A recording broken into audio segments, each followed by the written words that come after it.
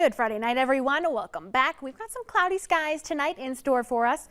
That's helping to keep our temperatures a little milder than the last couple of nights. We're still at 32 degrees here in Fargo at 10:16, almost 10:17 in the evening. Feels like 27. That wind is light out of the south at just 5 miles per hour.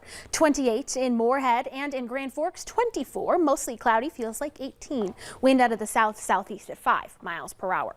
Temperatures regionally are still very comfortable for this time of night, aside from where we have a pocket of clear sky in eastern North Dakota. It's 17 in Devil's Lake, only 12 at this time in Jamestown.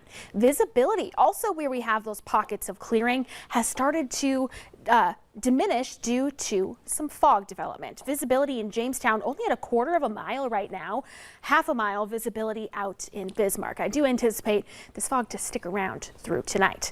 Satellite and radar showing the cloud cover through the Central Valley and northwestern Minnesota, but down to the south, there's a round of severe weather tonight. In fact, there's a flood watch and a tornado watch from this storm system.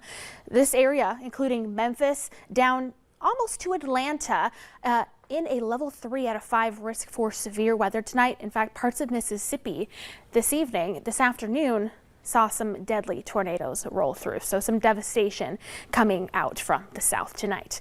For our neck of the woods tonight, we're going to remain fairly quiet. We'll keep our overcast skies as that cloud cover continues to build, and we'll see some areas of patchy fog tonight as well. Into tomorrow morning, still waking up to some areas of patchy fog, still waking up to cloudy skies, and temperatures by tomorrow morning teens and 20s as opposed to single digits either side of zero like we saw the last couple of mornings. Through the day, one thing you're going to notice, perhaps a flurry or a flake or two, but the breeze is going to be picking up tomorrow into the afternoon hours, gusting out of the northeast around 20 to 30 miles per hour. Any impacts from blowing snow or drifting snow will be minimal because we've been able to warm at least close to freezing, and that sunshine with the March sun angle has helped to melt a little bit and then refreeze at night. So we have a nice little crust on our snowpack, and the wind won't be quite strong enough to break up that snowpack.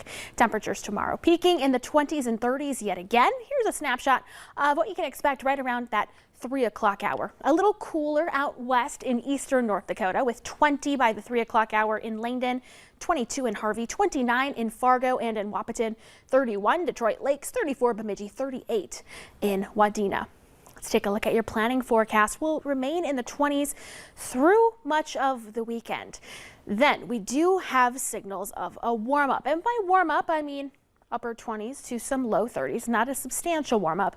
And the last several days, we've been talking about a storm system that'll be moving in mid to late week next week. There's still signals of a storm system, but a lot of uncertainty on the timing and track. But we're keeping that chance here in our forecast. Heading into next weekend, temperatures just a pinch warmer, maybe into the mid 30s, and looking a little bit drier as we head into the following week as well. But yeah, just get ready for kind of a breezy and cool weekend ahead. But Courtney, at least it'll be dry.